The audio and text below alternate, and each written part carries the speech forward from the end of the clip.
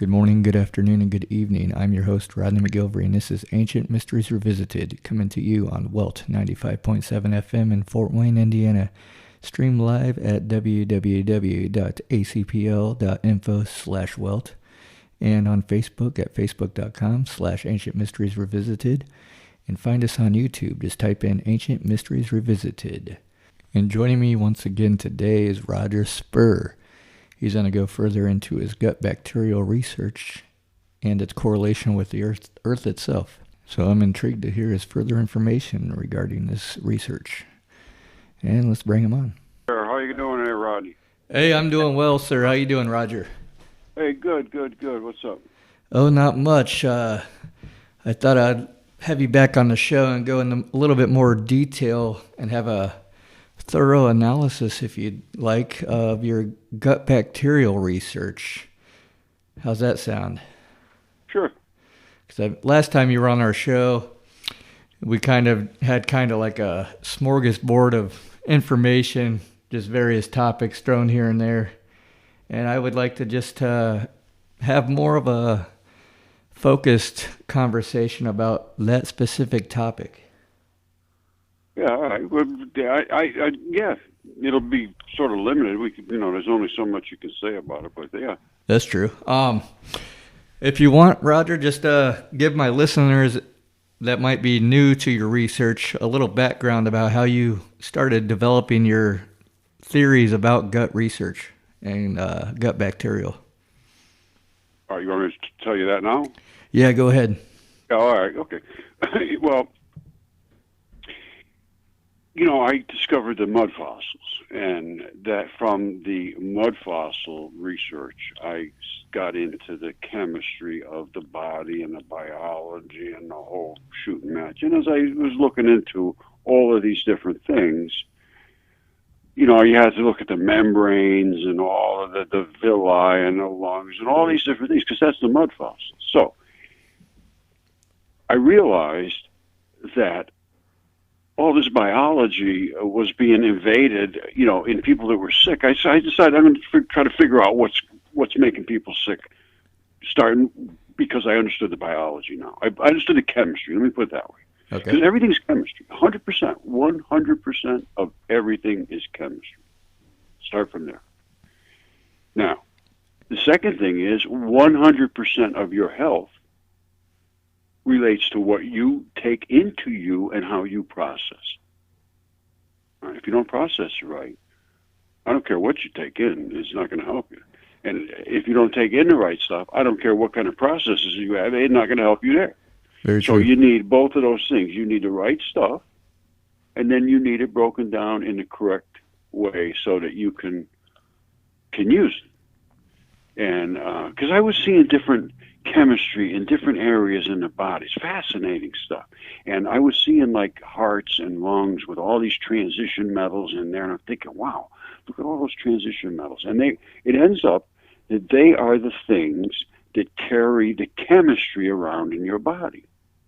Okay. Transition metals grab onto things with 1 or 2 electrons, very, very tiny little adherence to molecules, because they're floating around in your blood, and they hold on with one tiny little electron in a certain pH, which is obviously the acidity level. Mm-hmm. It's like 7.35, let's say, because it runs between 7.35 7.45, your body. So you take one of these metals is in an area where it's 7.45, and it takes on an oxygen. And that metal, which is iron, that's a metal complex, it holds onto that oxygen, and it carries it down to wherever somebody else wants it more than it wants it by giving it an electron or two, and it gives up the oxygen.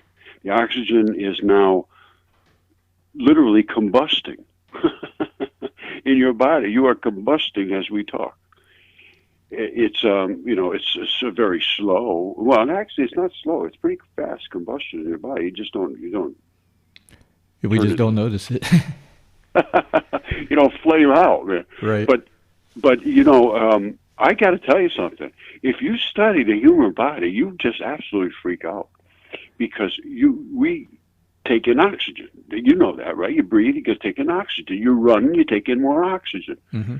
And more and more and more, you take in more and more and more oxygen. Well, that oxygen just didn't come in and go away. You actually used and burnt it in your body for the energy that you needed to do what you were doing. And a long distance runner, I'm not kidding, this is a fact.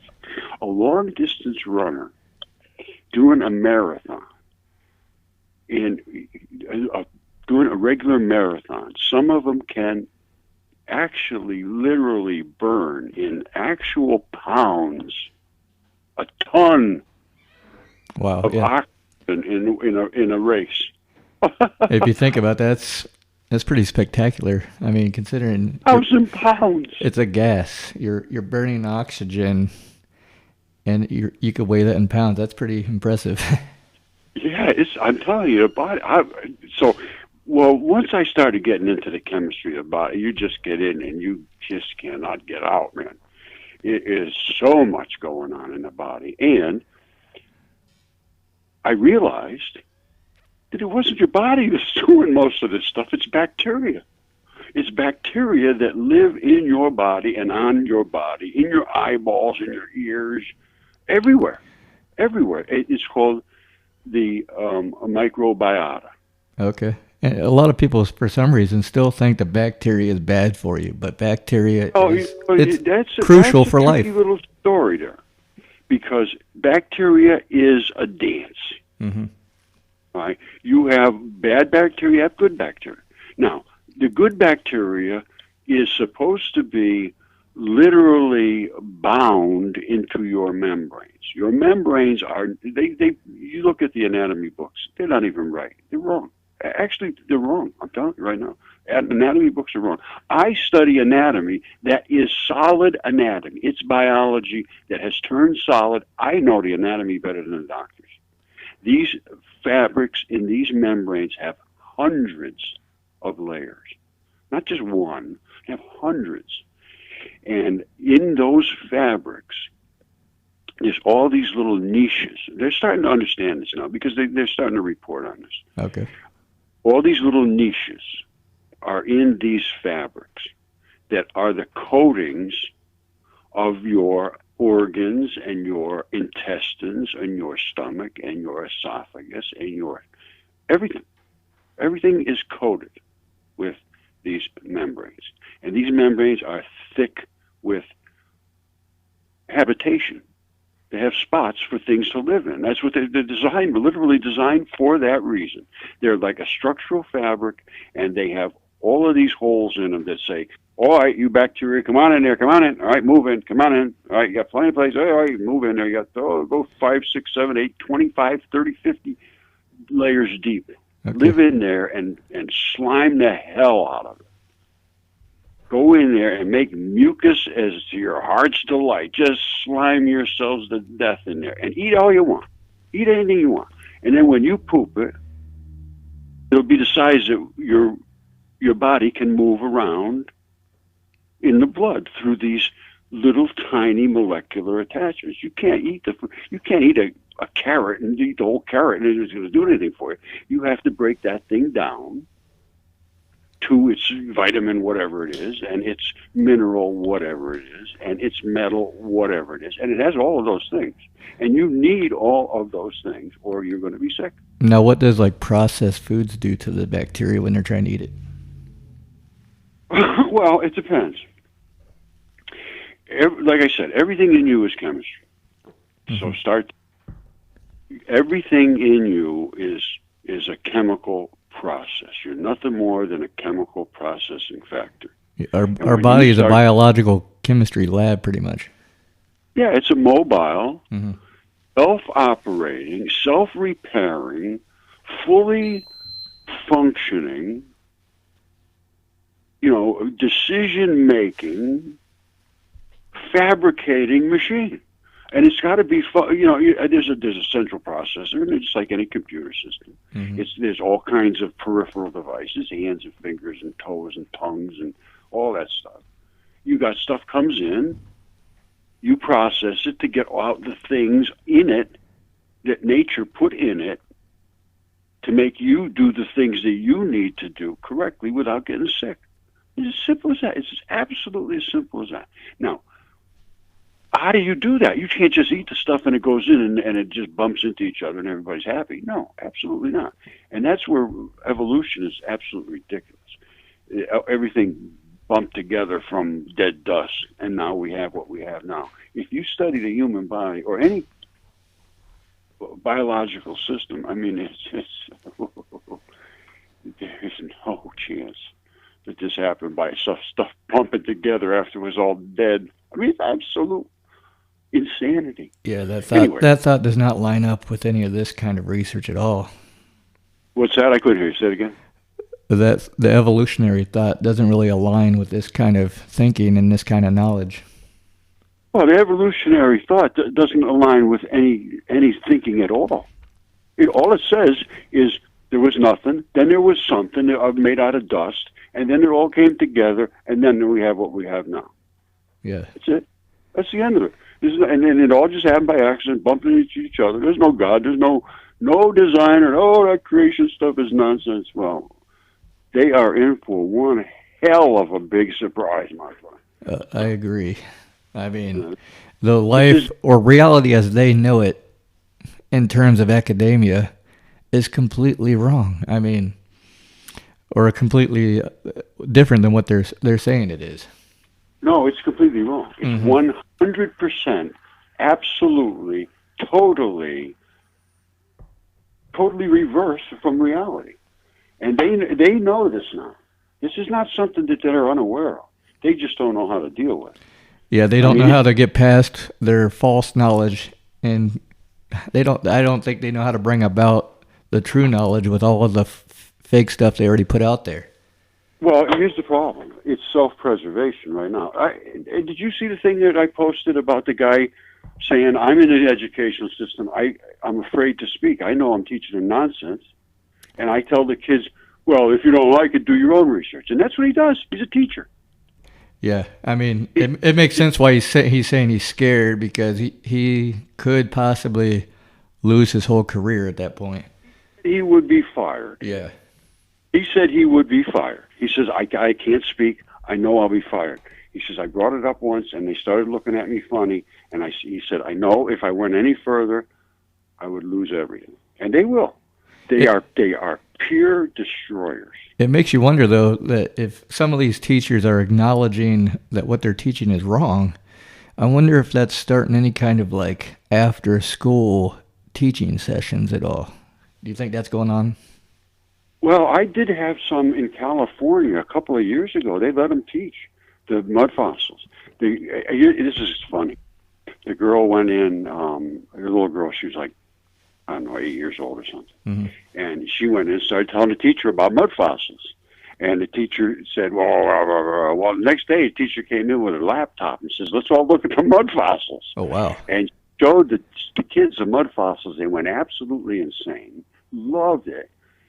The teacher was so thrilled. And then at the end of the class, she told everybody, she says, don't tell anybody. Well, that didn't last. The kids went, everybody, you should see these giants and all this stuff. They went crazy. And then the administrator of the district said, if you want to show this stuff, you can show it. And that's what happened. And now that was the last I heard of it. I don't know. She's probably living under a bridge somewhere now. Probably. Or passing out these homemade flyers that she's making with this mud fossil knowledge, trying to get it out there still.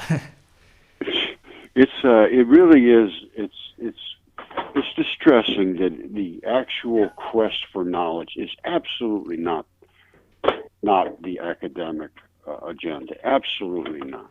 It is self-preservation. It's status. It's aggrandizement of themselves.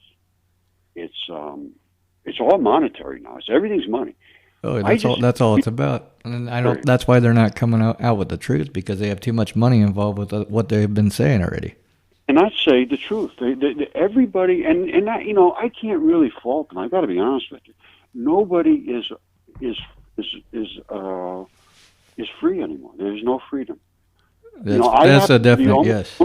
person in the world now. I don't care about anybody. I don't need anybody's anything. And I'm going to show what I'm going to show. Now, if I was in business right now, and I'm not, I would have a hard time with this because I would be considered an insane person. That or a heretic. No matter what kind of business I was in. I don't care if I was selling flea powder. Mm-hmm. People would say, that guy's nuts. So now what do? Do you do that? Do you say, oh, I don't care if you say I'm nuts, I'm going to say it. And they say, well, you'll go live under that bridge and talk to the bridge and tell the bridge you're nuts. And that's what's going to happen to these people. I know it. I'm trying to set them free. Right. I'd rather be free under a bridge than living in a nice house, being in my own prison. I know what you're saying, brother, but when you find yourself in that position and you know that you speak up, it's like being in the Nazis. When the Nazis, they say, shoot the guy or I shoot you. What are you going to do? That's very true. I mean, too much pressure there. That really is the choice. That is the choice. I'm going to tell you a story about, I know we're getting off of the bacteria, but we'll get back to that. We got plenty of time. Go ahead. Yeah, but anyway, I tell you, about Mary Schweitzer. I tell you about her. Oh yeah. She found the soft tissues in T-Rex stuff, and she kept testing. She's a PhD. She knows all that stuff. Mm-hmm. She had people in labs, and they tested over, and she was absolutely 100% certain, no question. She presented it. The guy that worked for her got fired. She got sent into Never Land, and she's still there. That was 10 years ago. Has she come out with any more research? Like, did she release any new information or anything, or is she keeping that to herself nowadays?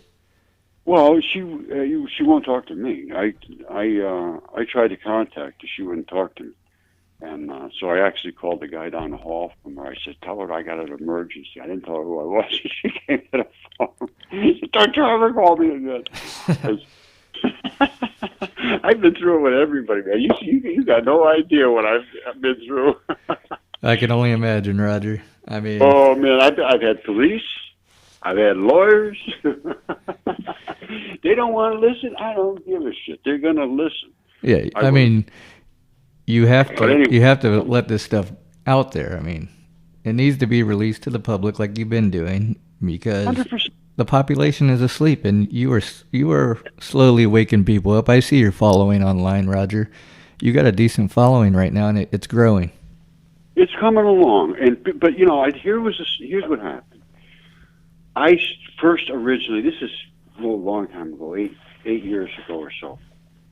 I started on this quest here, and what happened was all the flat earthers came on, and I don't just do mud fossils. I do everything. I do space and I do all this stuff, and as soon as they saw the globe, they attacked the hell out of me, destroyed everything I did for years. And I would not walk away from saying that the planet was round. Like Michael Tellinger, he ended up going flat Earth. Anyway. It's mind-boggling when somebody goes to the dark side, the flat Earth side. I know why.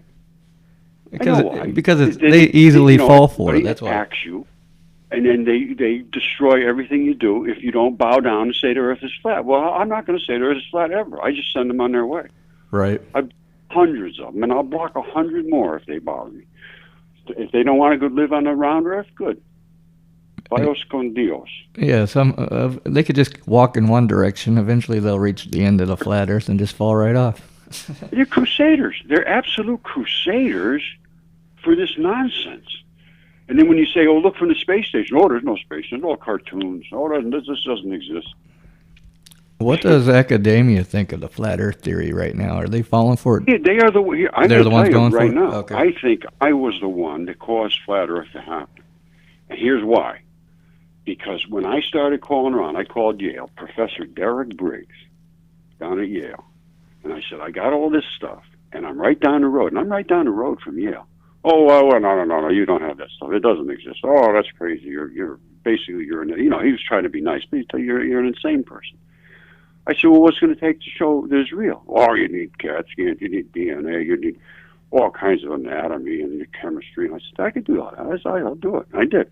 Mm-hmm. And then he told me I was an insane person. I should go find somebody that understands rocks. That everything I did must have been wrong. The labs must have been wrong. The CAT scans must have been wrong. The anatomist must have been wrong. The chemistry was wrong.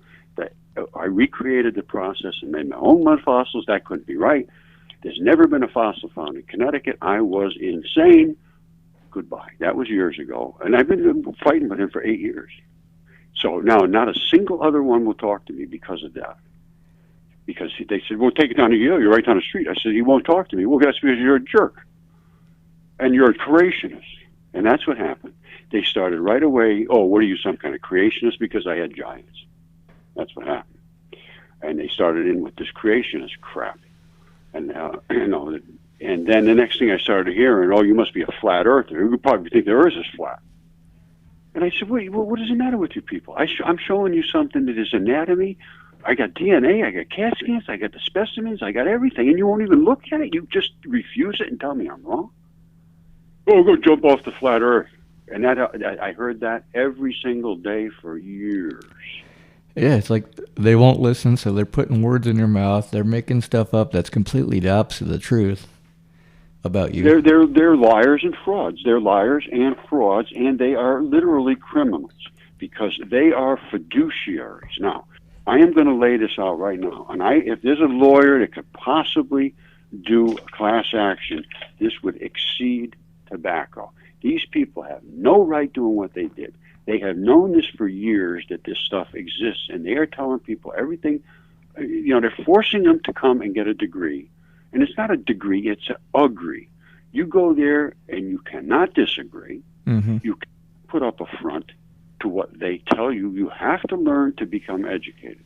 And if you don't repeat what they say, you're not educated, you're not employable.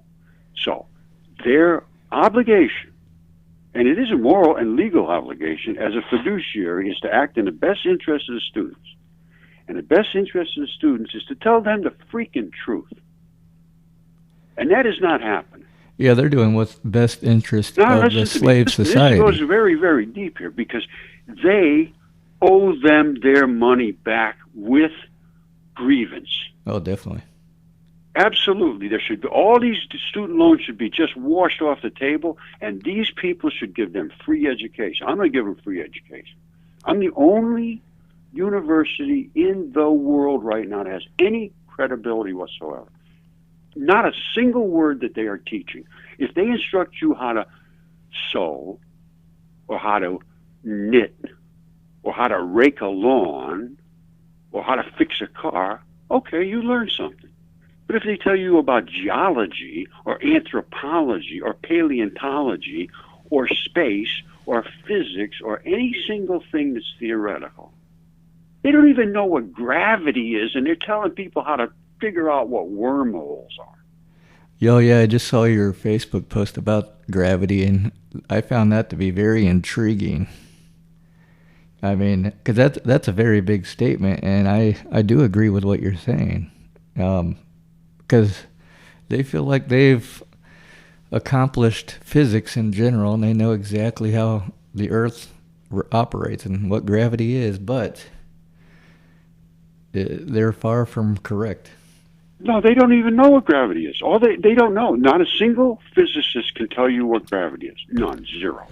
Real quick, if you don't mind, since you just mentioned gravity, do you want to go a little bit into your theory of gravity that you went into? Yeah, gravity is the most basic, simplest thing that's possible to have. Gravity is, everything is positives and negatives. We know there's magnetism. No question whatsoever that exists. Mm-hmm. No. A gigantic proton and a tiny, tiny electron, and both having a 1 volt positive and 1 volt negative, is insanity. The proton is 1,836 times as big as the electron. Well, guess what? That proton is not positive. That proton is 50-50. It's 918 positives and 918 negatives, and they're all the same size as the electron. Mm-hmm. Now, in hydrogen, you've got 918, a 918, and then you have 1 extra electron in the core. All right, so All it is there's 918 bar magnets, okay, a plus and a minus attached together, and then one extra negative. So your core has a tiny, tiny little bit of extra negativity in the core. You follow me? Mm-hmm. All right. So it's a snowball of particles, half of them negative, half of them positive, and they just glue together solid. That is a nucleus. That is the strong nuclear force. Okay. Then, in addition to the strong nuclear force, you have one electron that is just sort of attached because there's enough pull, but not really. It's sort of held on there. That is called the weak nuclear force. Those are the extra electrons, right, in addition to neutrality. So you got a neutral core with one extra electron. Okay. That means that the electron in the orbital wants to get into that central core, but it can't because of that nuclear negative polarity now. Right? So the other electron, which is this is hydrogen, has one electron. It can't get into the core. It just sort of floats around the core at a certain exact distance because that's the way magnetism works. It says, I'm going to push you away at 1 volt, and you're going to stay 1 volt distance away. And it does. And so that is hydrogen. All right, now. Okay. Then and then everything goes up from there. Helium has 2, and then you go up into lithium and so forth, all the way up to the line 3, 4, 5, 6, 7, all the way up. Now, as they go up, the core starts taking on a lot of excess neutrons, which are nothing more than excess electrons. So it becomes more and more and more and more negative. The hydrogen and the helium only have like 1 and 2 electrons. They got almost nothing for electrons, almost no negativity. All right? Okay. So they almost have no negativity whatsoever. Well, what is the Earth? Earth is a positive, attractive source. If you take a wire and with electricity, you put it near the Earth, it says, "Give me go. I'm going right down here." That positiveness. Right. It's going right to it. Right to it's my electrons out of this wire because they'll jump right in there. If you walk around, you get static on you. You touch a water pipe. It says, "Give me those electrons, baby. I love them." Right to ground. You get a little snap. Yep. Lightning. Right to ground. Light is nothing more than electrons, and they go right to ground too and warm up the ground if they can get through the atmosphere. All right, so what do we got? We got a positive, attractive source of the Earth. We have a negative potential on everything because everything there is coated with electrons. Mm-hmm.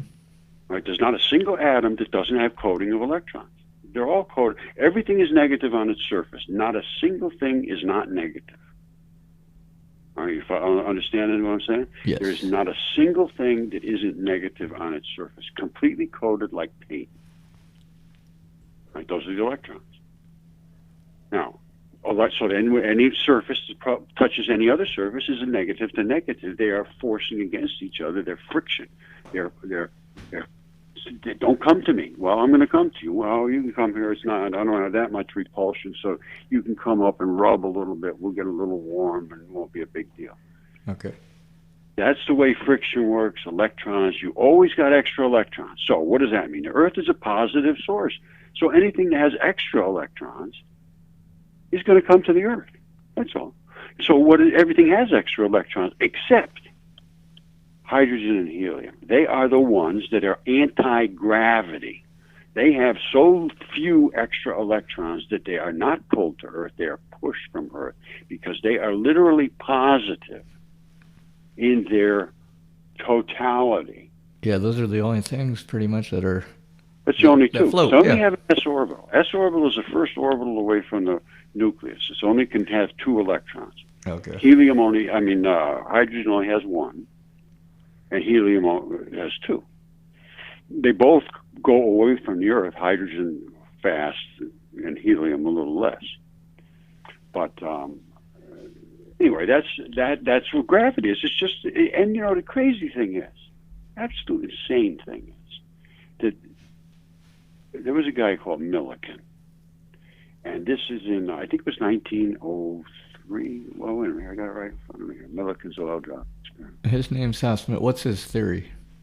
It's the voltage that pulls the Earth to gravity. It's an electron volt is how much an electron is pulled to Earth. It's that simple. He did this in 1908. It's 1 electron volt. Here's what happened. Here's how he did this. He took oil, and he took a vacuum, and he sprayed the oil drops into the vacuum with a static generator, and the oil drops attracted charges, right? Because they just like you do. You walk through the air and you get static on you. That weighs something. Everything weighs something, and it weighs. I can tell you what it weighs. It weighs 0.00054585 atomic mass units. Very, very, very tiny weight. But every single particle weighs that amount. Even the positrons, because I said there is no protons, they're positrons. They weigh exactly the same as the electrons. Mm-hmm. They have an opposite charge and an opposite spin. They spin up, the electrons spin down. So the positrons spin up, they want to go away from Earth. The electrons spin down towards the Earth. It's just as simple as that. Mm-hmm. And now, so you've got, that's your positive and a negative. Now, so once you hit, what Millikan did was he started adding an extra electron to these oil drops. But he couldn't make it just 1 electron. Sometimes it'd be 2, sometimes it'd be 5, sometimes it'd be 20. What did he do? He just shot electricity through there or something? Right. He was just shooting electricity into these oil drops so that he could add the electrical weight to them, which was of these electrons. To see if they'd fall faster or drop faster? Exactly. So they would fall faster. So what he did was he started calculating up how much it took to push them into stability so they weren't coming down, they weren't going back up. Okay. All right, so he was calculating that out, and he's coming up with all these different numbers of how much it took to make this one levitate, how much it took to make that one levitate, how much, and then he said something's he wasn't getting anywhere. So what he did was he realized that there was a common denominator to every one of these weights, and it ended up being this 1.627 times 10 to the minus 19, I believe, is the actual pushback of electricity. Okay. All right, so there's a huge tiny number. It's just vastly small amount of electricity forces 1 electron to go up in the air. But what he did was he found out that there was this number that if he divided every one of these other numbers, if he divided it by that number, it came into a whole number. So he said, well, I must have 1 electron, 2 electrons, 10 electrons, 100 electrons. You follow me? Yes. Okay. So he knew at that point it was the amount of electrical power, 1 electron volt pushed 1 electron into stability so it didn't hit the Earth. That's gravity. That's the absolute exact definition of opposing gravity. Yeah, that's exactly what he was doing. And that's what he did. I did this so long ago. I studied Millikan. I studied all this stuff. And this is just what I'm sure I have some kind of condition. But I just love. You have a condition of truth. You try to find the truth of everything. It seems like so far you've tried to find the truth of how human beings operate, and as well as the Earth itself. Everything goes together. So related, Rod. Everything is related to each other, and once you start to realize that the Earth and space and every single particle in space is organic in nature. It's all from life. There is not a single molecule that exists that was not originally from biology. Now, yes, that's a good point, and that it brings us right back to biology. And If you want, you could that'd be a good segue. We can go right back into gut bacteria if you want. There we go. Yeah. Okay, now, going from there, we remember that we have all of these membranes. Okay. In every single surface of your body, because what you are doing is separating what's called your cellular matrix, which is all the blood and gooey stuff that runs through your body. You don't want any nasty stuff getting in there.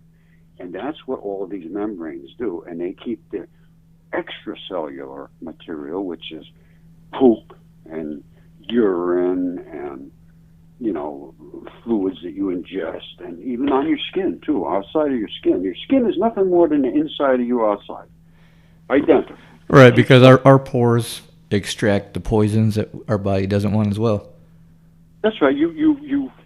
Everything is a two-way street through your membranes, your skin and your internal organs and membranes. They all can go both ways. Mm-hmm. And there's what they call tight junctions in there. And there's these little holes through your membranes that are only allowed to certain molecules. Now, the rest of your membranes are coated with something that's called a brush border.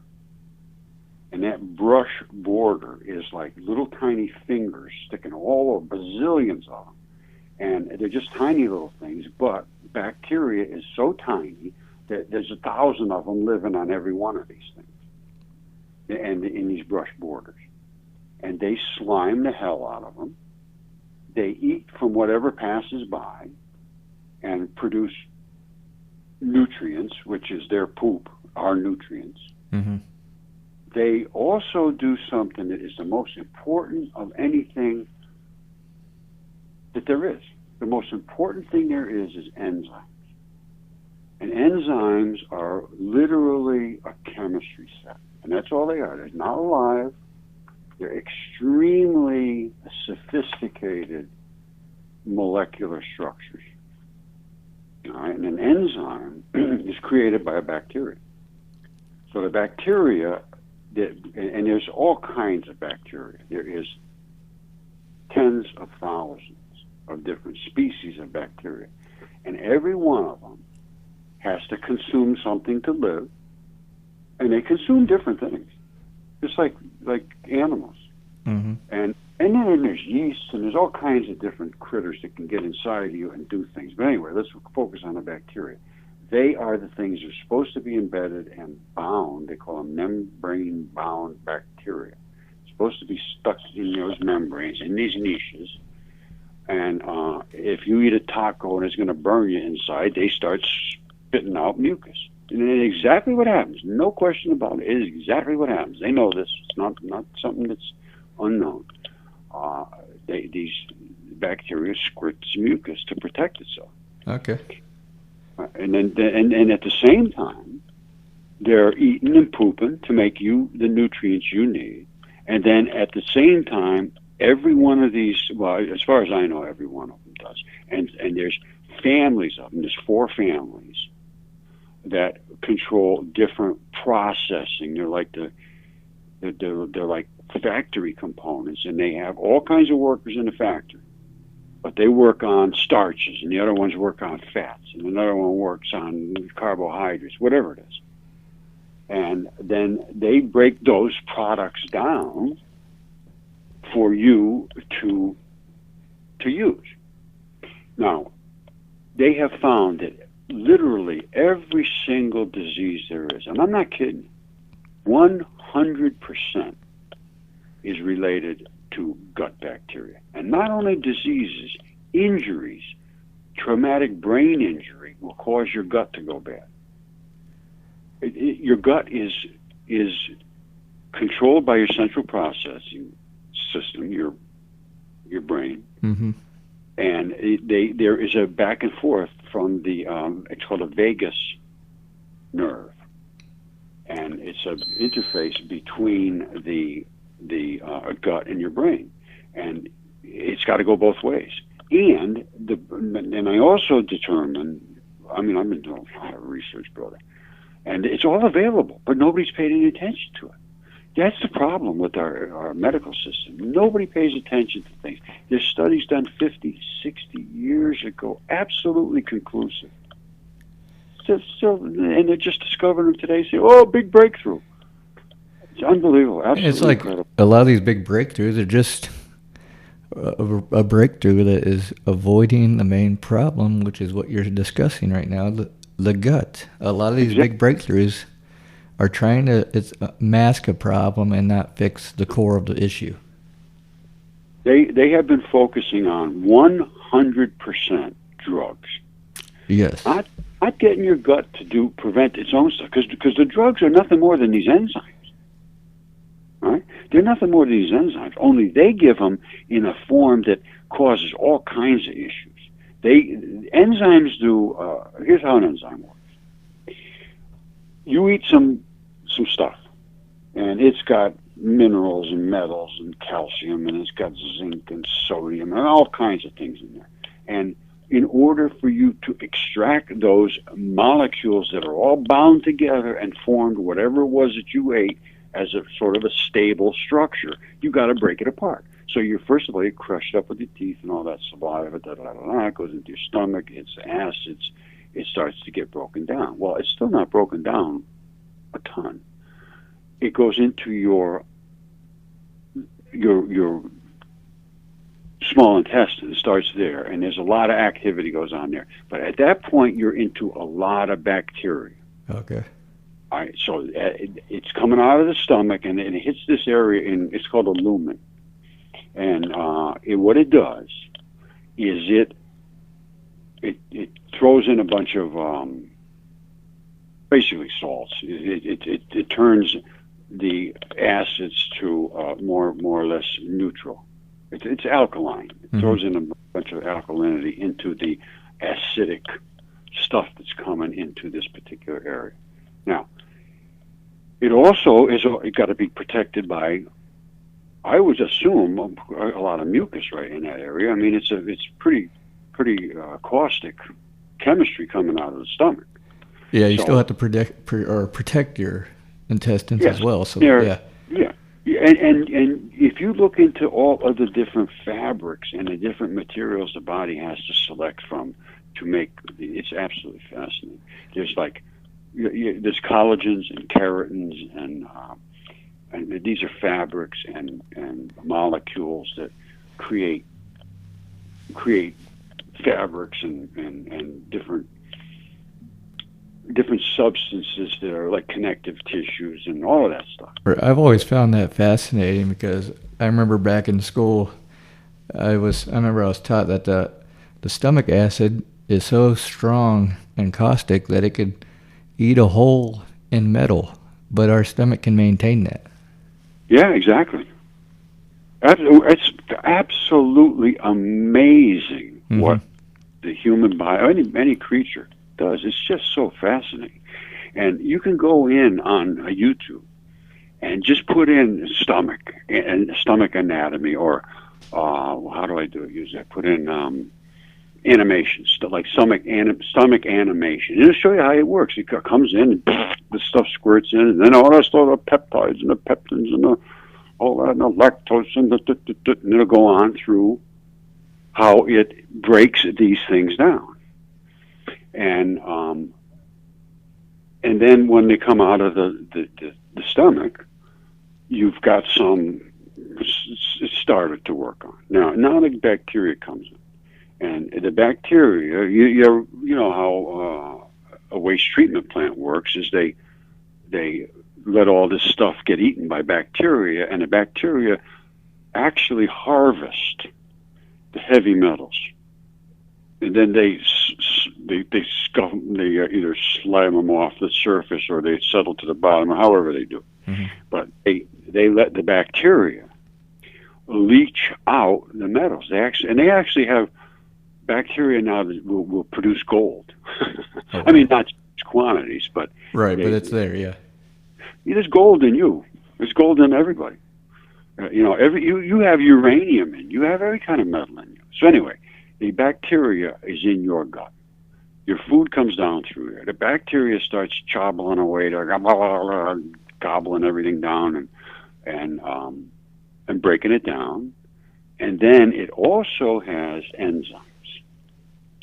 Now, so it's breaking down the stuff by eating it and pooping it, but in addition, it's squirting out these chemistry factories. And they are literal, magnificent prescriptions of chemistry to do a specific job. It may say this lactobacillus works on milk products, and what it's going to do is it's going to go in and harvest up this certain type of vitamin or this type of mineral out of there or this type of calcium out of there. And it's a molecule that has a surface on it that is attractive to whatever it's going to harvest. It's that simple. The surface topography, a certain molecule will interact with the surface topography of another molecule. It won't act with some because they just don't snap together. But as I said, everything is negative on its surface. Everything. So if the structure of the molecule can be extremely, extremely elegant and have a high negative region here and a low negative region there and a middle negative region, but they'll all be negative. And another molecule has to come along, and it has to be able to work with that molecule and say, you've got 4 on your outer shell, you need 8, I got 4, let's hook together and we'll share. And that'll happen. Sometimes they'll invade them and want to just literally take over and push that one out of the molecule. That's called nucleophilic invasion. Okay. So there's ionic, there's all kinds of different invasion techniques of these chemistry, but and that's why you find the mud fossils are never the same. So the guys say, well, how come that lung is mud and that one there is, it looks like it's quartz and that one over there looks like it's made out of some kind of metal. And they do. And it's because of the percolates that are in the conditions that they are found in the soils and so forth. And if they're in geothermal conditions, they will change and accept the metals and minerals and all that. Anyway, getting back to the bacteria. We're in the gut. The bacteria is breaking everything down. It's squirting out enzymes. The enzymes are going around breaking chemicals down, making chemicals fuse together, doing whatever your body needs to create the things that make your body function. And that's just the bottom line. And these enzymes are in families. All right, so there might be 500 enzymes in that one particular family, and there's probably a lot more than that, but let's say there's 500. Okay. Now, as these molecules start flowing through there, some of the 500 will work on certain molecules, and they will, because of their topography, they'll go and break off oxygens or carbons or whatever they do. They'll do a little bit of chemistry. And that particular product may or may not be used at that point. It's normally not used. It's continued to be processed. It cascades down to a final product. It's not just a one-time shot usually. So you end up having 20 or 40 or 50 or 100 different enzymes have to do these different chemical interventions to end up with a product that is designed, and literally it's designed to do whatever that product is meant to do in your body, whether it's meant to work in your, whatever it does. They're products, and you need a bazillion of them. Yeah, there's so many different functions. Everything you have is different. Your bones are different than the tendons, different from the muscles, your eyes, every different tissue type. And it's just fascinating. And I go deep. I go into the micro, the electron microscope levels in there, and you could just see every single detail of how the human body works. And once you start understanding it, it's just fascinating. So anyway, we're back in the gut. The bacteria is doing their job, harvesting metals, doing all these things. Now, so what's the end result of that bacteria if it's not there? you're not going to harvest those metals. You're not going to harvest those nutrition. You're not going to create the mucus. You're going to maybe get invaded where that bacteria is supposed to be living, taking over those niches. And the next thing you know, you got candida yeast, and you got all kinds of pathogens coming down and saying, whoa, look at that. Free housing. All of your buddies, come on down. And once they're in there, you can't get them back out. It's called C. diff. Okay. And that's a very, very bad gut infection where you cannot get those damn things out of there. In any, people have lived their whole lives with those. And really, you know how you get them out? That's what I was about ready to ask you. How does one get rid of those? Poop enema. You go get somebody that has good poop, and you do an enema with it, and it'll cure you. And I mean, almost 99% of the time, it cures you. And because you're bringing back in that good bacteria to replace that bad substance there. Yeah. Well, that, yes, exactly. And the what happens is the antibiotics kill bacteria that they think these are bad bacteria, so they kill everything in your body. Mm-hmm. And it doesn't just target the bad stuff.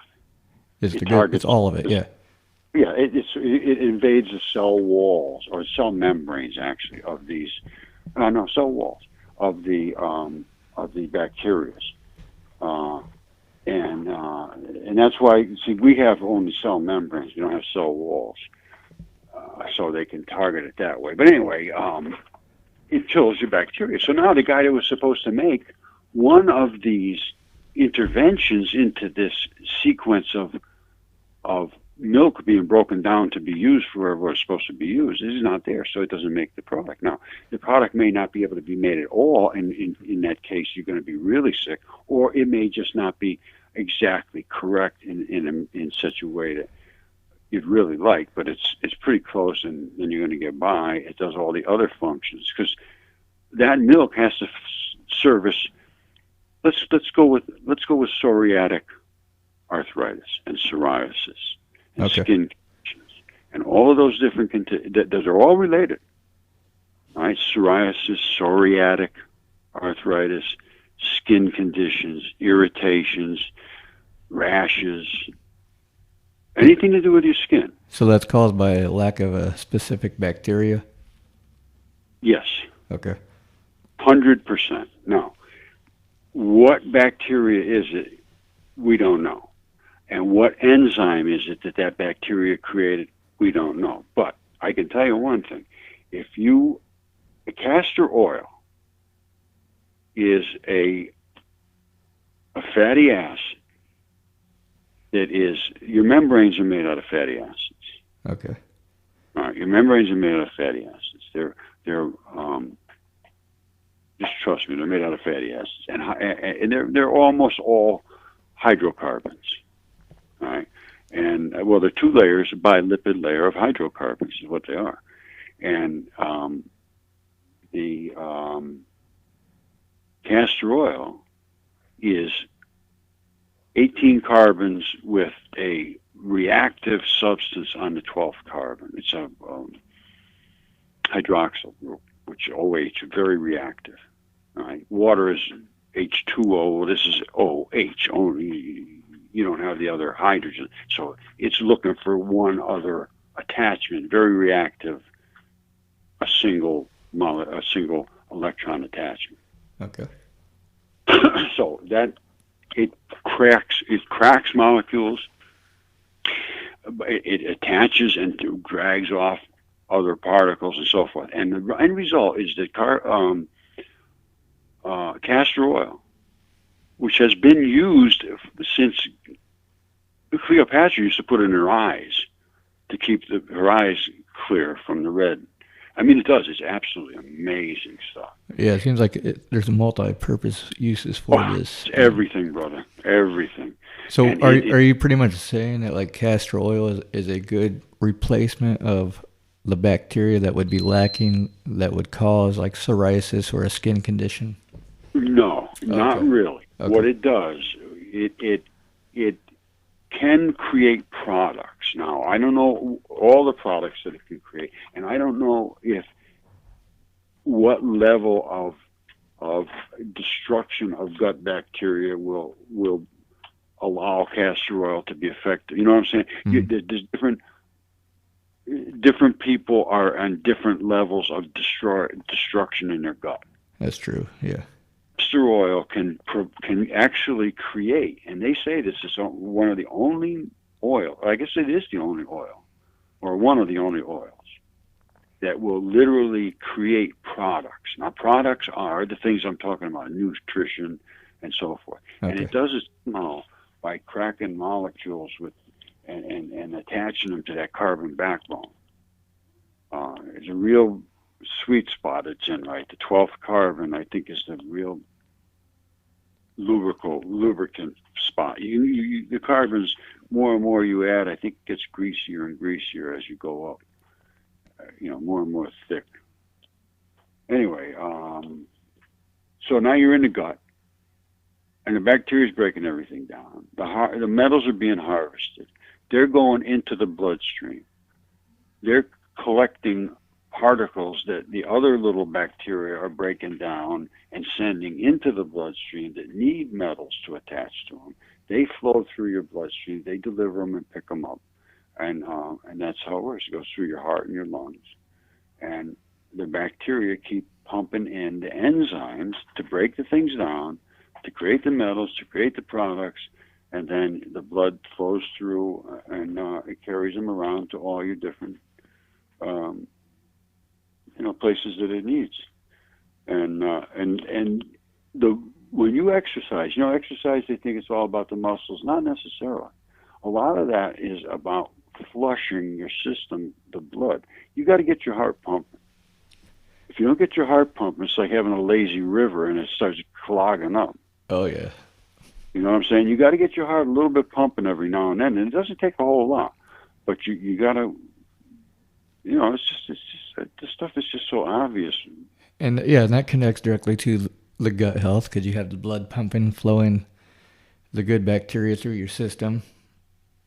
Yes, and another thing is the time you eat and how often you eat, and so forth. Yeah, that is actually a major factor. A lot of people don't realize, especially when they're trying to think of like weight control and losing weight and their own personal diet. Time is a major factor. Yeah, well, they say fasting is good, and I can understand why it should be, because you need to get that lumen area just below the gut cleaned out, every now and then, sort of. I do Metamucil. And I remember my dad used to drink Metamucil all the time. I did every now and then. I had the ABS condition as a kid, and he told me to drink Metamucil, and I remember it did help sometimes. Oh, yeah. Well, you had IBS? Or IBS, yes, IBS, sorry. Yeah, well, absolutely, 100%. You have gut, that's exactly, you can die from that, my friend. Oh, yeah, I've heard of major bad cases of people having IBS. 100%. Yeah. You can absolutely die. It will make your life miserable. People have Crohn's disease, irritable bowel syndromes. Yeah. They have all kinds of gut inflammation, and an MMR vaccine. People say, the vaccines are bad, they're bad. Well, the vaccine part isn't the bad part. It's something that causes an infection in your gut. And then the kids get these brain seizures and they get autism. Mm-hmm. And you look it up. Anybody wants to look it up. You say, the guy's talking about vaccines. Yeah, well, I'm talking about vaccines because if you look up MMR vaccine, freedom of information, right? MMR vaccine, freedom of information. And it will pop right up and it'll say, yeah, when they had to go to get a freedom of information to find out what the test results were. And that's the only way they would release them. They found out that it said in that report that I think I read that over half got intestinal infections from the MMR vaccine. And if you get an intestinal infection, that means you have a perforated intestine. If you have a perforated intestine, that means your gut that's supposed to be completely separated from the crap that's going through your stomach is now not separated, and you have a perforation, and you're being invaded. You're making a very important point right now too.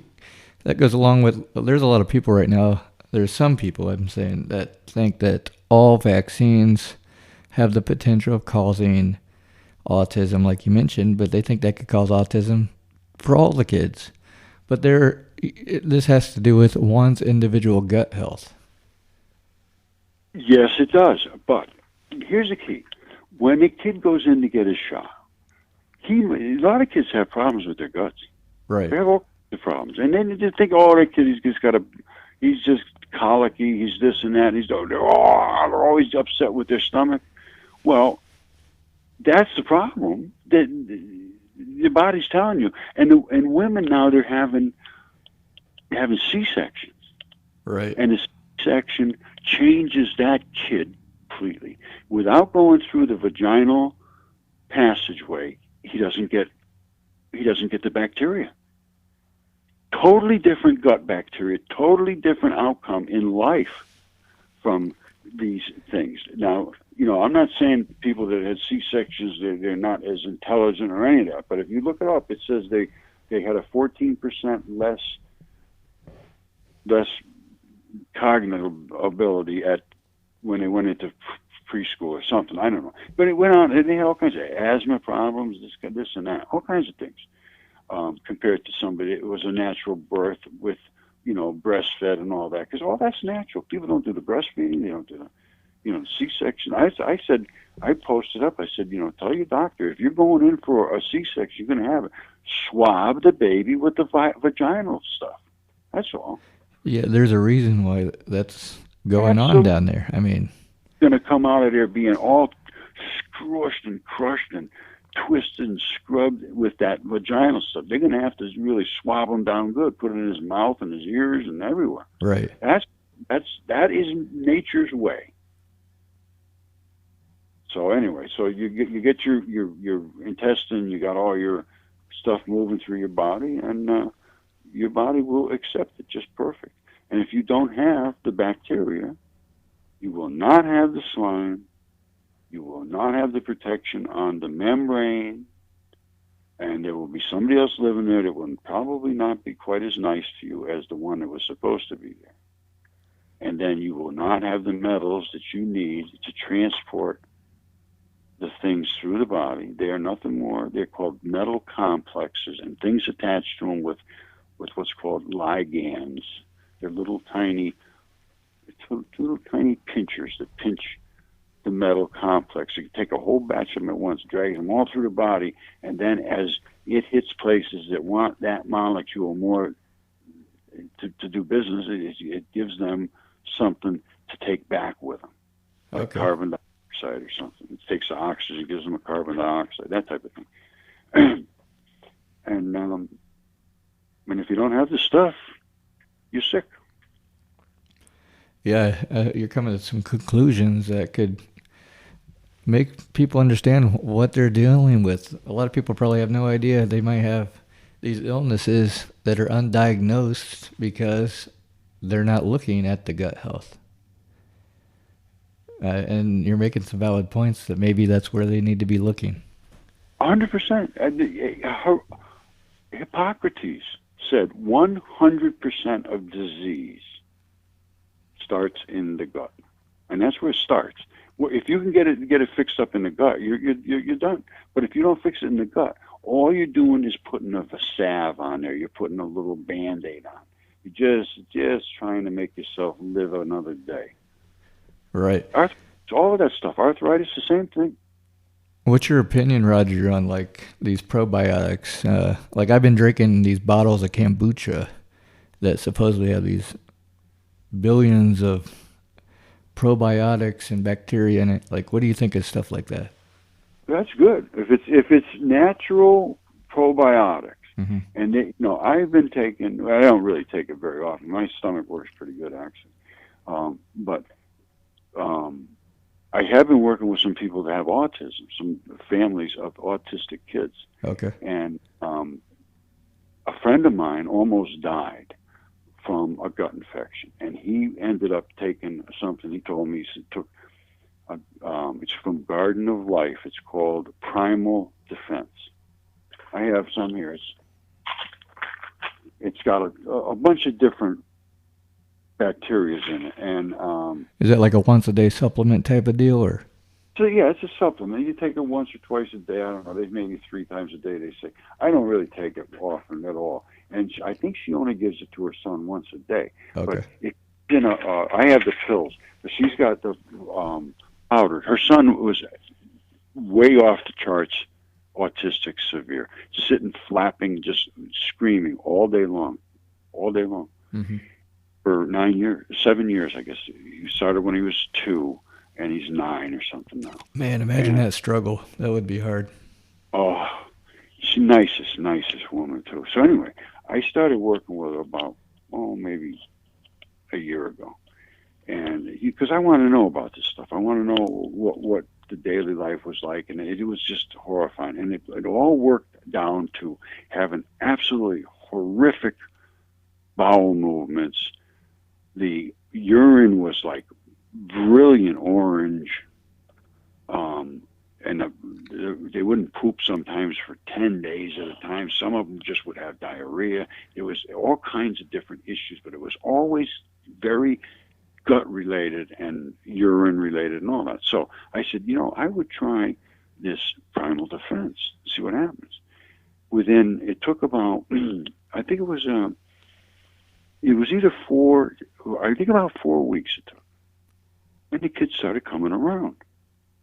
And within 8 weeks, he was riding a bicycle, he was playing baseball, he was talking, he went up and kissed a girl. It was just like freaking night and day. Yeah, that's pretty crazy. I mean, so I'm imagining he was probably in an insane amount of pain too if he's backed up for weeks. Oh, he was just screaming and flopping and twisting all day long, she said. And it's probably from pain of being backed up, I bet. I don't know about that, but what it does is it shorts out your nervous system. And I understand this now too, because I was talking about fatty acids.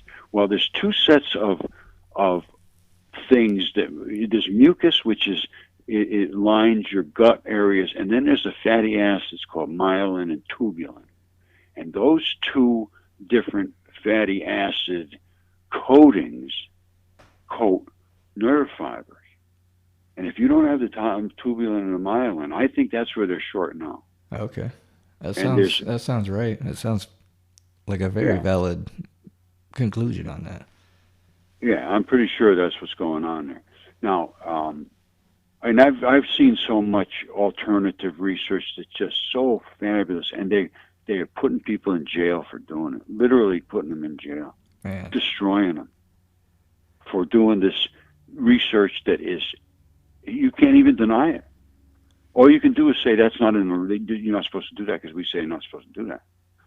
And the guy said, well, all these people are being cured. It doesn't matter. Doesn't matter. You don't have any peer reviews. Well, nobody will peer review it. That's right, because you're an idiot. Yeah. And that's exactly like me, and it's exactly like this guy. I think it was 1976. He found these, I think they're pectins, pectites or something like that, that are supposed to be in urine and feces, and they're not in the urine and feces of these autistic kids. He found out by giving it to them, it cured them, and they destroyed him. They took him to jail. I don't think he actually went to jail. It was $6 million, or it cost him $2.2 million to defend himself against these lawsuits. Oh, so he just, if you go financially under like that too, you're pretty much destroyed as well. They destroy him. They will not let them, and it's all money. I'm telling you right now, these people have no morality, no morality whatsoever. They say the money is the root of all evil, and I don't think they're wrong about saying that. Look at these lives that they could be curing all these diseases, but they'd rather have the money than heal humanity. They say that they're doing it to protect you. They are doing it to protect their pocketbook and their self-interest, mm-hmm. because they knew, and I know right now, I got to tell you something. If I could find it, but I probably won't be able to find it real quick. Okay. She emailed me uh, about how she started a whole group of them now. She's starting a charity about this, and The woman that had the autistic child?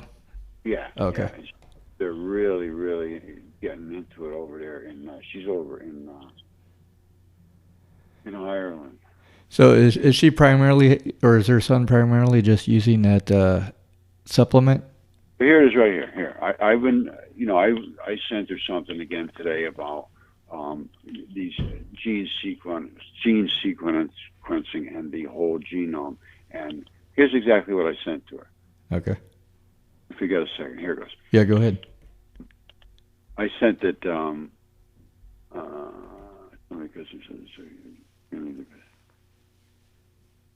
Well, this was the post I did. I said, if somebody cuts themselves or acts self-destructive or is extremely depressed or just what you would say acts crazy, is that the person or the Saccharomyces boulardii bacteria talking? They're missing that bacteria. These people that are self-destructive. I'm not kidding you. Listen, here's what it says. It says, this case report describes the effective use of that bacteria, Saccharomyces boulardii, in a boy with autism spectrum disorder, obsessive compulsive disorder, and self-injurious behavior.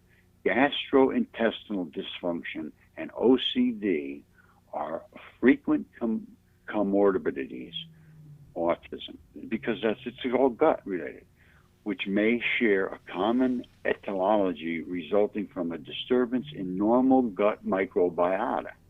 Alterations in microbial diversity influence neuroinflammation. That's where you lose your tubulin and myelin, and are linked to mood disorders because you're shorting out and going crazy, abdominal pain because it starts there, SIB, which is I forget what that is. And then S. boraldi is a non-pathogenic probiotic yeast, supports a healthy microbiome, enhances immune function, reduces diarrhea. Treatment with this successfully reduced OCD SIB symptoms in this child. And I said, I finished up and said, I've been on this case for quite some time, and the gut is 100% of your health, 100%. It even affects your healing for broken bones. If your gut is bad, your bones won't heal. A brain trauma, severe brain injuries, these concussive brain injuries, same thing. If it destroys your gut. That's got me thinking, because right there you just said that gut health is associated with mental health problems. 100%. It's autism, it's psychosis, schizophrenia. Right. So I obviously don't think a autistic child is a criminal, so I'm not trying to make it sound like what I'm about ready to say has to do with autistic children, because that is completely opposite. It makes me think, what if people did bacterial tests on hardcore criminals that act violently? I wonder what kind of conclusion they would come up with. Absolutely, they are going to have a condition that affects their mental state. Yeah. If you are in what's called homeostasis, where everything in you is just perfect, you're going to be productive, you're going to be happy, you're going to be communicative, you're going to be effective at whatever you do. And when your stomach is bad, man, things are not going to be good. It just doesn't work good. I don't care who you are. Now, I wouldn't say that everybody has some kind of certain bacteria missing is going to go kill somebody, but I would. Right, because the wiring in their brain could be off. There's multiple different factors, but the gut is definitely one factor that's possible. Yeah, here's what she sent me today. She said, this is from my friend Marguerite. She said, thank you so much, Roger. You are a hero for so many. I'm getting so much positive feedback. It really is amazing how many people in Belfast are getting good results. Thank you so much for all your research. And they say over there, they say the mammies and daddies are all amazed. And they are. She's getting people saying that, I can't believe it. My son is turning into just like a normal kid. Absolutely amazing. Yeah, and if she's getting her information from you and it's fixing her son, I mean, you are the hero, which Well, I'm exactly just how she looking said. at things. I'm trying to put puzzle pieces together. It's fun for me, and I don't have to worry because I don't have an autistic kid. Right. But yes, somebody's got to do it, and the doctors they refuse to do it. They refuse. Not that they won't look at it. They refuse. If you go to them with the evidence, they will tell you to go away. Something's gone terribly, terribly wrong with humanity. Yeah, I mean, they don't want truth. Don't give me the truth. Tell me sweet little lies. it's Stay away from my humanity. reality. Get your own Humanity reality where somehow. you want. Humanity somehow created its own prison where everyone everyone's happy and content with being in their own prison that they've made themselves, and they do not want to go outside of that. And it's to the point where it's a financial thing too, because everyone has to make a living, and people believe that you have to go to college to get the degree, to get the good money, to be able to live a good life, because you have to have the money. And that's where it all stems down to. They're all sheep in the field right now. Yeah. You cannot be an individual in society today and be in society. I am not in society at all. I am not even in my own family society because nobody likes this. Nobody wants to hear this stuff. So yeah, I can tell you, it makes people uncomfortable. I mean, they weren't taught that in their high schools. So why would they believe that? You know what I mean? That's what they're thinking. Well, people don't like to be around somebody they think is crazy, and they don't want. Like my family doesn't want anything to do with this. My wife even told me I'm going to a wedding next month. Mm-hmm. All the family going to be there. She told me, she says, "Don't say a word about this stuff. Nobody wants to hear you." And she says, and that's what I've been told here in my own family for 8 years. That would be rough to deal with personally. I mean, I got a family myself, and that would be rough. It's hard to think about it. What does your wife think? Does she believe what you're saying? I mean, aside from her having to probably appease her family, does she believe what you're saying, though, personally?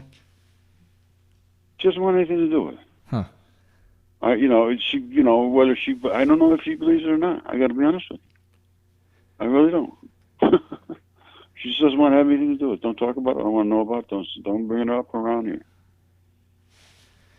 It's that kind of thing. I'm glad that's not like persuading you to think otherwise and stop what you're doing. I'm glad you're continuing your work, Roger. Nobody stopped me from doing what I'm doing. I live with her. I just say, she actually puts my videos up and stuff. Well, that's she good. Just doesn't discuss that. I don't want you talking about these kind of things. Or I think she's anti-religious, and not because I was always not a God person whatsoever. I need facts, and now I got them.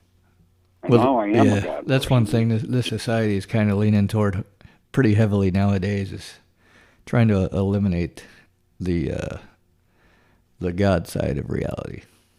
Listen to this. Here, you want to hear something hilarious? Yes. I was reading something on Harvard, because Harvard they won't talk to me. They're doing what they call the origins of life study for years now. They refuse to talk to me.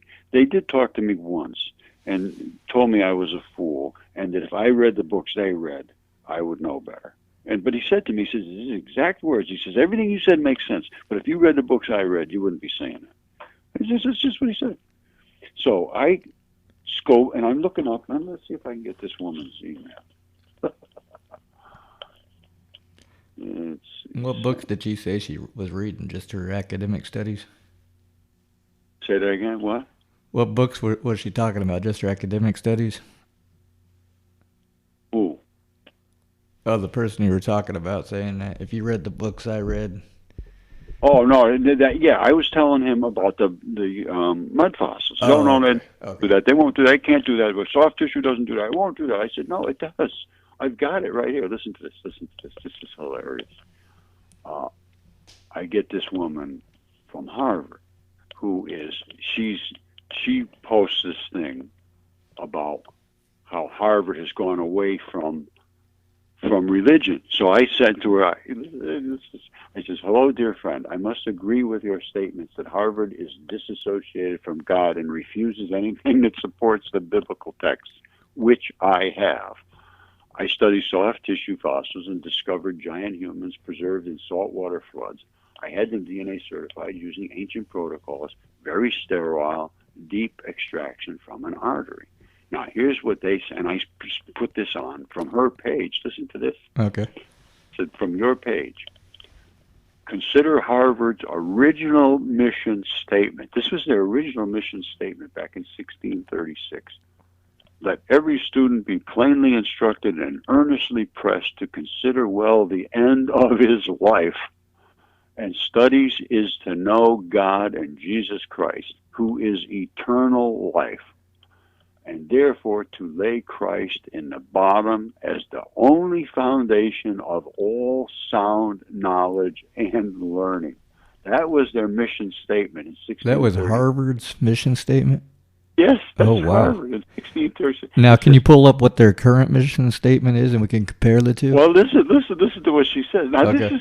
This is a woman that's at Harvard, and she's in charge of the Crimson paper, they call it. Okay. And this is what my email was. So, and then it says, suffice it, this is still from her reporting. Suffice it to say, Harvard has changed greatly since 1636. It's no longer a school whose primary purpose is to instill the principles of a particular religion in its students. Harvard, however, has become more than disassociated from Christianity, as it become exceptionally a-religious. Were Harvard entirely neutral with respect to religion, the students' religious views would roughly align with those of society as whole, meaning that only about 7% of any given Harvard class would be atheist or agnostic, no God for them. Only 7% would be that way if it was a normal place in society. The result of the Crimson, her paper's recent survey of the class of 2019 demonstrates contrary 39.9% categorize themselves as agnostic or atheist. Harvard's class of 2018 likewise disproportionately a-religious. But then she goes on to say, but the proportion of non-believers to Christians is only growing more skewed. More respondents from the class of 2019, they're going more and more away from God. These disparities cannot be coincidental. They raise a crucial question. What exactly does it mean that so many Harvard undergraduates tend not to believe in any religion? So now here's what I said to her.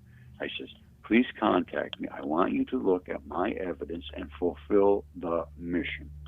I am in Connecticut and have the specimens. The DNA report is attached. This is a 3-foot wide human hand. It was DNA certified, fingers CAT scanned, anonymous verified. Thank you, my friend. Very much looking forward to your response. By the way, I did the mud DNA. By the way, I was the first to do mud DNA, which I was. I sent this stuff. I sent my DNA mud research to your school years ago. They refused to discuss, but did not respond, saying I was wrong.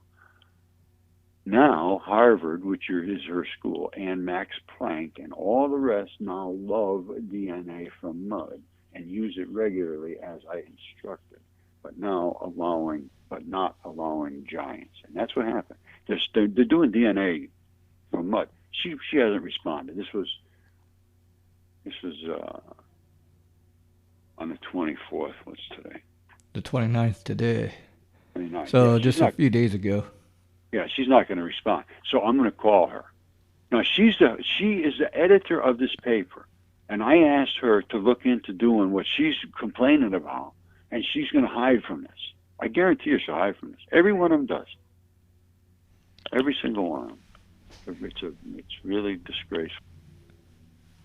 Well, it's kind of a good sign that they're doing some of their mud fossil research there, but they're not including some of your most crucial elements when it comes to the work with the giants. That's, I think, a very crucial thing. They're afraid to Well, let's put it this way: everything they said is wrong. Not a single word. Mm-hmm. In theoretical education is correct. There's not a single word. Nothing. Zero. Not in history. Not in paleontology. Not in anthropology. Not in geology. Not in space. Not in the cosmos. Not in gravity. Not in physics. Not in the electronic model. Not in the atomic model. Zero. Well, think about this, Rod. This goes along with a little bit what you were saying with how Harvard's moving further away from God, and it's continuing to go further and further. I was having a discussion with some friends of mine weeks ago about the concept of free will. And a friend of mine did a little bit of research and work regarding free will and came to the conclusion that the law system in America is trying to eliminate free will. And there's been cases where people have gone to court and said that they didn't have free will over their actions and their mind made them do certain criminal acts, and they got away with it. And that goes along with, it seems like they're trying to eliminate the concept of free will in the society, which would also be part of eliminating God in this society.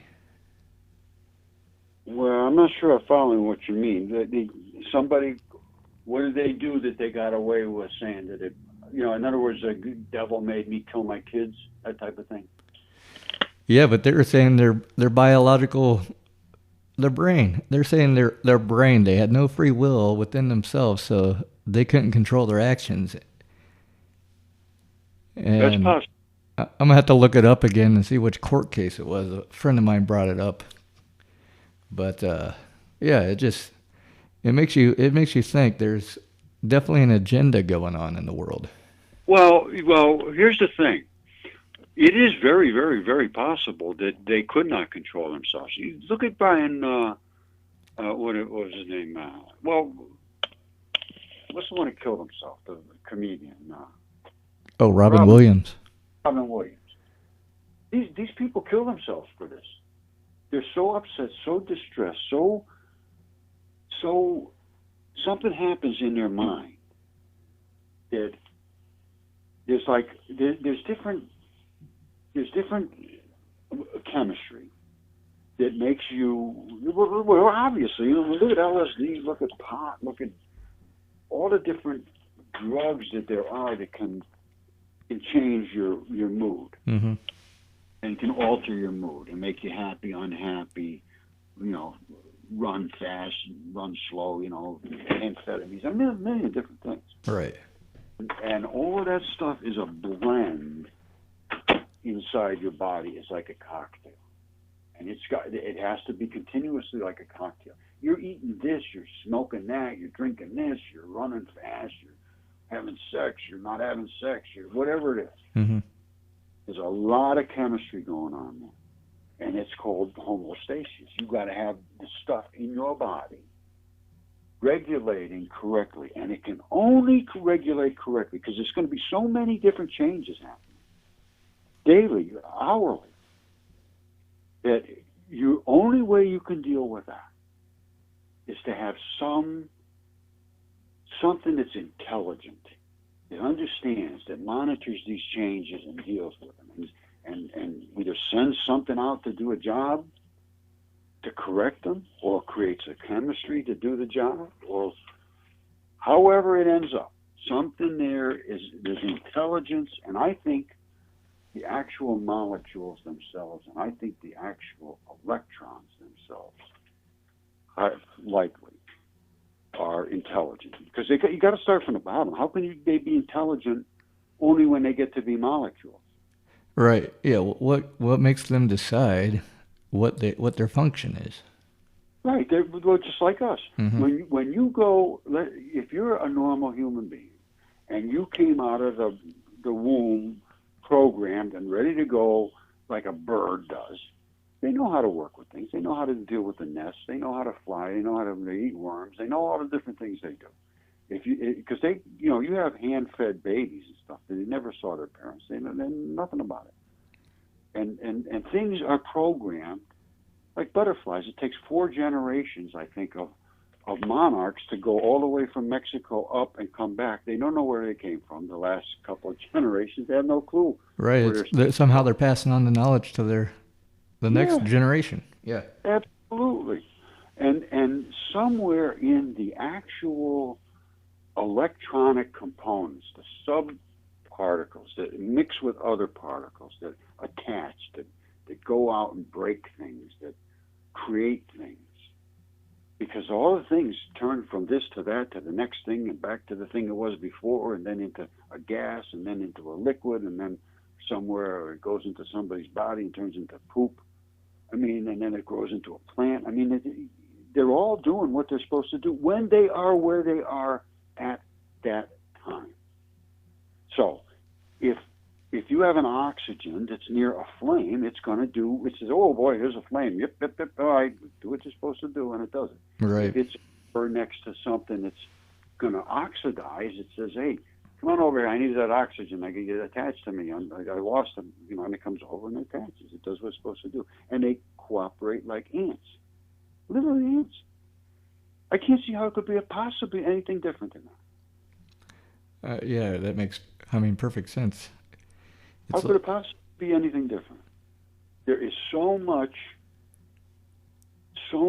intricacy and elegance to this.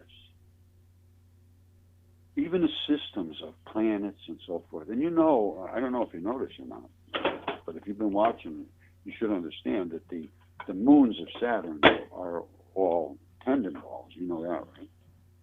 Yes, I've definitely heard that theory recently, and well, that's my theory. I discovered that all planets are alive, and all things that come from space are from living creatures. I have a meteorite here that is gushing blood right here on my bench. Oh wow!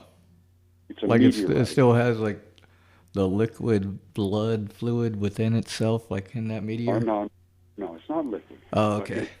I just did a video on it. As a matter of fact, it just went up, I don't know, half an hour ago. Oh, okay. And it shows all of the stuff in space. This is going to be a good one. It's all, every bit of it's biological. Every single bit of it. And Jody is looking up, Jody does some research on some of the ancient texts. She's been looking up the secret doctrine. And it's kind of interesting. It talks about a one God that runs this section of the universe, and he made all of these things out of biology. He broke up gods and created these districts.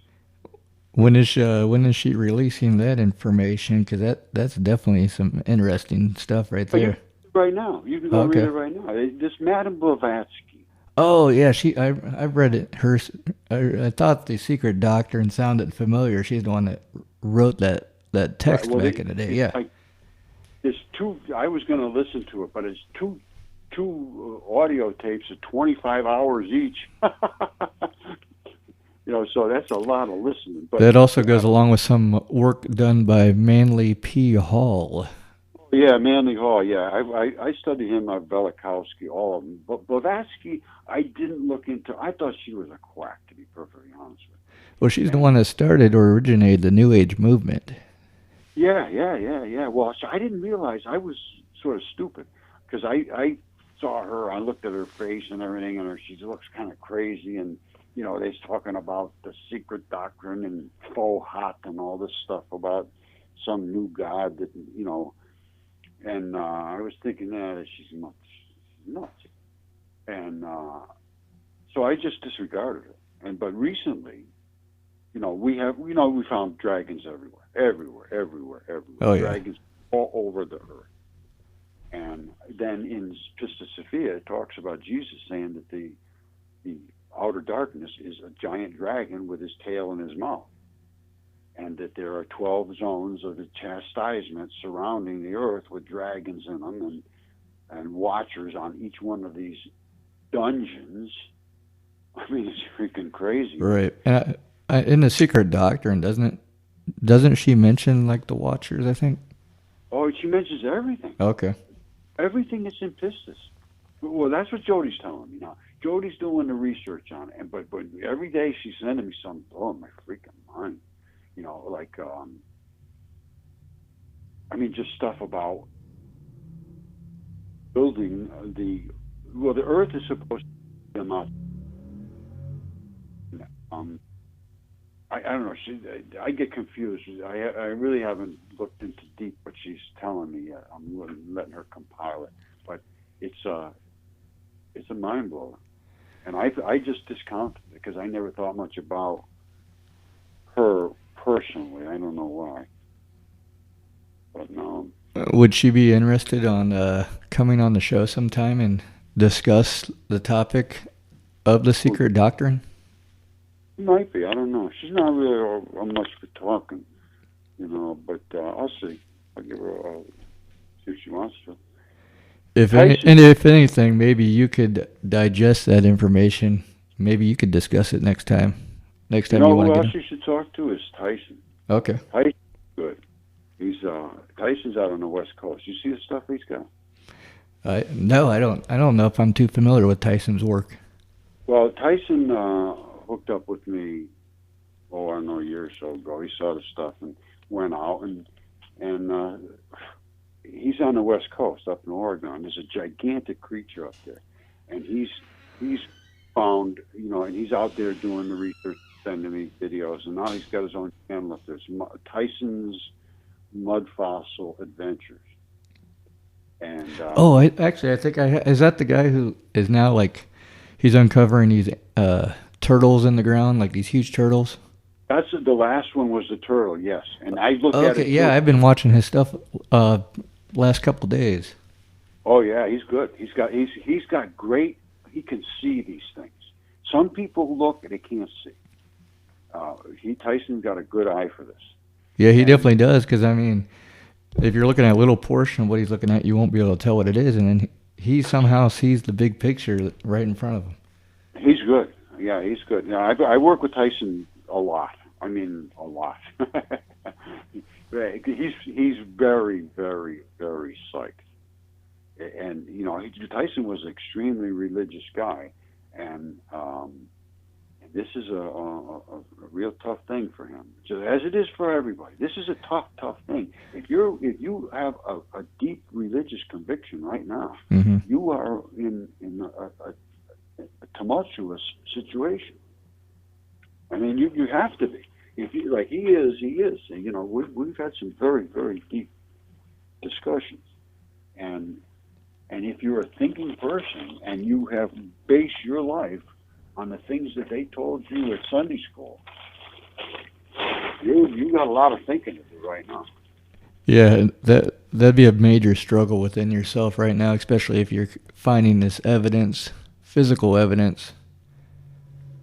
Well, it should be. Let me put it this way: for any thinking person right now, they should be concerned about what this really means, because this really means some deep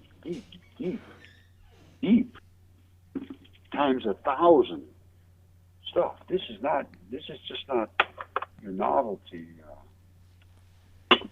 Right. Your research mixed with some philosophy on the ages of the Earth, which would also tie in with the secret doctrine. Right now, we just recently started a new age on this planet, and it could lead up to some very, very confusing times. Well, I got to be honest with you. I don't think that we have much time to go. It's very limited. I agree with you. I mean, I think we might have started the coming age a while ago, and our old age is gonna catch up with us, and something drastic is about to happen. Well, when you here's how I'm going to have to finish up pretty quickly, but I'm going to finish up with this. If you take the recent events and you go back to the time when the Council of Nicosia convened and they destroyed all of the end time texts, mm-hmm. Get rid of them, Enoch, Jubilees, all of that stuff. Get rid of it. We don't want anybody to see that. That's Gnostic stuff. That's crazy stuff. All right, it talks about dragons, because it does. It talks about all the things that I'm researching. All the things I'm researching. Mm-hmm. End times text, how the earth will be rolled up, the heat will be so intense, and all these things now. So they said, get rid of them. If you keep them, we'll kill you. They hid them in Qumran and the Nag Hammadi caves, and then they stayed there for 1,700 years. Now, the Jews are getting slaughtered by Nazis that are talking about the spear of destiny and all these other things, and going up doing all the things of the ancient texts would talk about, Mm-hmm. and trying to slaughter the Jews. The Jews end up getting their own state in a year or two later, and exactly the same time, all the Nag Hammadi texts decide to show up after 1,700 years being in these caves, which are the end times texts. Mm-hmm. And that's pretty coincidental. Now, forward 70 years, which is 70 is a big number, and I discovered the giants. And I'm going to tell you, this is just a fact. Take it any way you want to listen to it. But when I came back, I realized I had giants, and I started searching on giants, and something came up, and I don't know, I can't remember exactly what it looked like, but the exact message was, these things are for you to see and for others as a test. And I said, whoa. And I tried to find out where that, because I was searching on the giants and giants in history and all these things. And I went to search on where that came from, and it was gone, and I could never find it. And it does not exist on the internet, that phrase. So anyway, nobody passed the test. And that was 8 years ago, 9 years, I don't know, 8 years ago or so. And here we are today. Right. And, well, I mean, we're at a crucial moment where I think a choice will be you would have to make the choice within yourself soon. And your knowledge is part of helping people make that decision. well, here's the last part of why I say we're in the end times. Because, and all of these Bible phrases started to literally fall on me. I can't explain because I didn't go looking for them, but somebody would mention something here or I'd hear something there. Mm-hmm. And one of them was that about teachers and how bad they are. And then it says that they will exploit you with tales that they have concocted and use you literally as merchandise. And what did it say? And their destruction does not sleep. Exactly what it says. And then it says, for if God did not spare the angels and sent them to hell in chains of darkness. This is the key. Mm-hmm. Sent the angels in chains of darkness to be held until their judgment. Think of what that says. Chains of darkness held to until their judgment. Well, they get judged, we get judged. They're not going to get judged separate from us. Now, they are no longer in chains of darkness. I don't care how you look at it. I have them on my bench. I don't know if they're the angels, but titans, dragons, whatever they are, they're everywhere, and they are no longer in chains of darkness. Yeah, they're coming up. They're being analyzed. Time is short, my friend. That's my take. Now, I also see that the Earth is being saturated with electrons. That's the reason for this overheating, is electronic saturation. We are entering a dense region in space. And that, there is nothing we can do about it. It has nothing to do with carbon dioxide. Carbon dioxide. Yeah, people are scientists right now are taking their own political views and distorting the evidence of reality, and no one's looking at the electrons like you Well, have. they don't realize what they're doing. They just don't. You cannot speak up in that environment. There is like, it's like Einstein. It's like Einstein. If you go against Einstein, you're done. Right. Now, it doesn't matter if he's right or wrong. It doesn't matter. You cannot have a voice in any discussion if it opposes that dogma, which is like, you saw I can accelerate light. Anybody can accelerate light in 2 seconds. Right. Einstein says, no, it can't be done. So it can't be done. They will look at that. Nobody will look at that either. I called Stanford. I talked to a guy in Stanford. He went, no, it could be anything. I said, no, it couldn't be. I said, and he was looking at it. He was, and he said, well, that could be anything. I said, well, what is it? Tell me what it is. It could be anything. And then finally he got pissed off and hung up. They all do that. MIT, every one of them. I've been talked to so many people, you wouldn't believe. Oh, I'm sure of it, Roger. And they're all just, as far as I'm concerned, I haven't met another human being in academia. I would say there's not a human being I've met in academia that I would give you a nickel for. Yeah, I wouldn't trust him. And I'm not trying to be nasty either. I'm just telling you the facts. They are self-interested, arrogant, incompetent, and I can't think of any other worse things to say, but if I could, I would. Well, from my own perspective, that gives you more validity in your research. I mean, you're not going through academics. You're not with academics. You're doing the dirty work, and you're coming up with your own personal evidence through your own process of examination and research, man. So you're coming up with pretty factual and evidence, I think. Well, yeah, and I will win eventually, but I give you an example.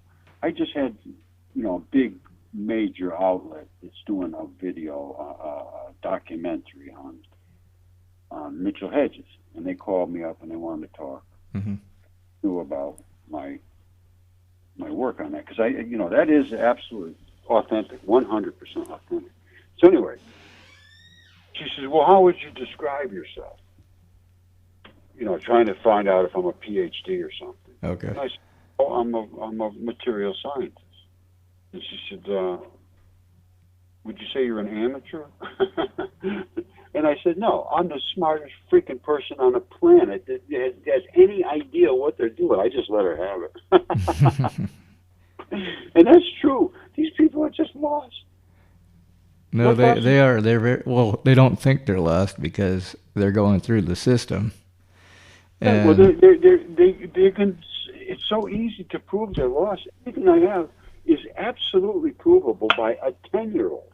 So that's what I'm doing now. I'm going for the Mud Fossil Kids Club, and I'm teaching them everything. And I figure at 5 years old, I think a kid could start to understand this. Oh, they definitely could. Yeah, and like kids seem natural. They're like natural scientists themselves, anyway. You should see the stuff they're sending me, man. I'm just freaking out. Some woman sent me today. She said, I got 2 little girls, and we went out and we looked at mud fossils. We found this and we found that, and man, they were just as happy. And and I can just imagine. I wish I had my kids again and knew what I know now.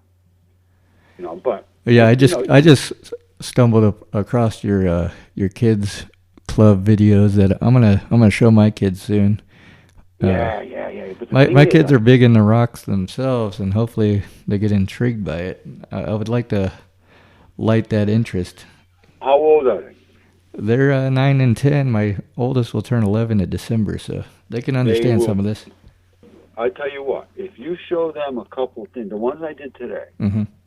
Well, the one I did today was about quantum physics for kids. Okay, that's great.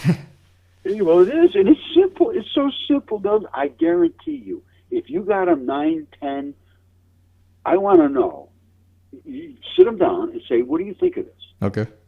And see what they have to say. I guarantee you they're going to understand. And that's quantum physics.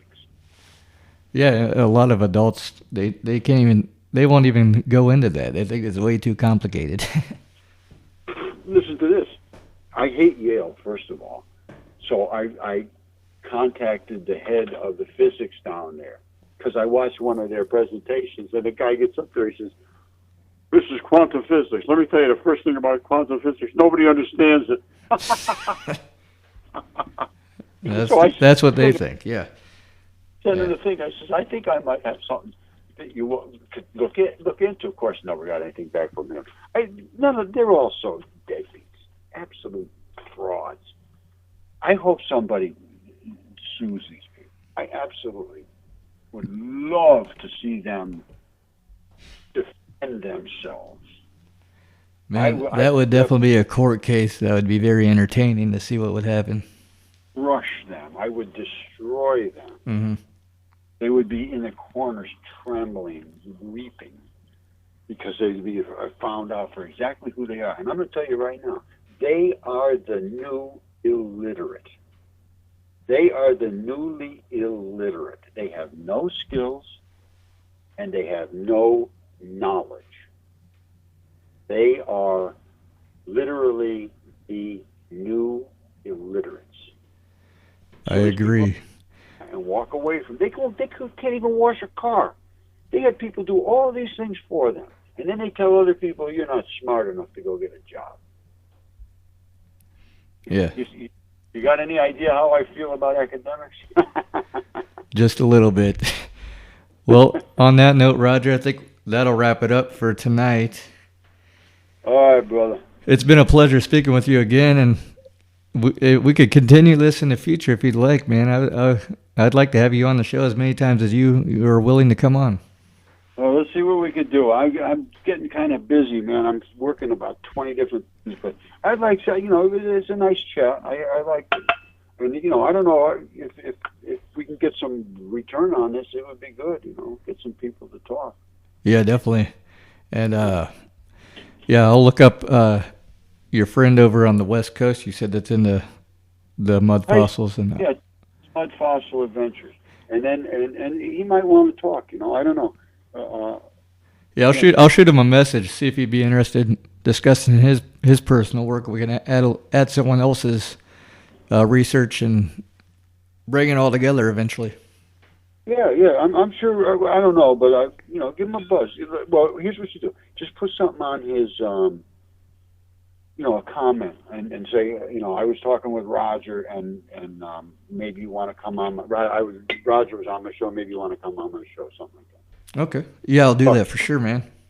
Yeah, I'll be talking to him, but I'll let you. I want to stay out of the middle of it. Oh, for sure. If he asks me about it, I'll mention to him. Okay, well, I appreciate you coming on again, Roger. All right, Ronnie. Send me a message. I want to get a tape of this because I think I hit some pretty good notes on that. Yeah, definitely. I'll if you want, send me a message with your email. I can send you a direct copy of this. Super. All right, go get him, brother. Will do. You as well. Enjoy the rest of your night. Okay. Take care, my friend. You too. Thank you.